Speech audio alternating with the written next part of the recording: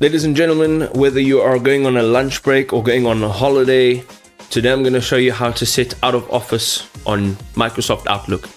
Ladies and gentlemen, we are in Outlook. I'm using the browser version, but you can find these options in the mobile as well as the desktop app. So on the top right hand side, I will see a settings icon. If you are using the desktop version, it would be on the left hand side.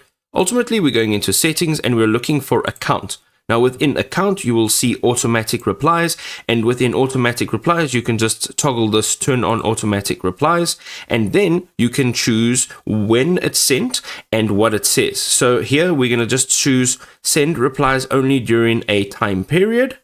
So you can actually have a start time and an end time as well as a date.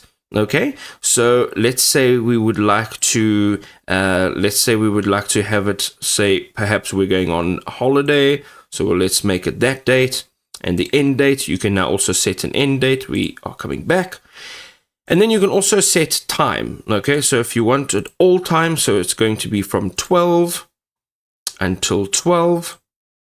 And then you can also block your calendar for this period. You can automatically decline new invitations for events that occur during this period.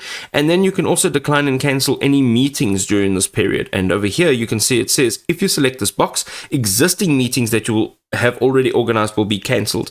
And meetings that you invited to be that you will be invited to will be declined. So make sure that you are aware of that. And down here you can just add your message. So you can just say, hey, I'm out of office, I'll be back on this date. If you need anything in an emergency, you can maybe speak to this person, or you can leave another email address.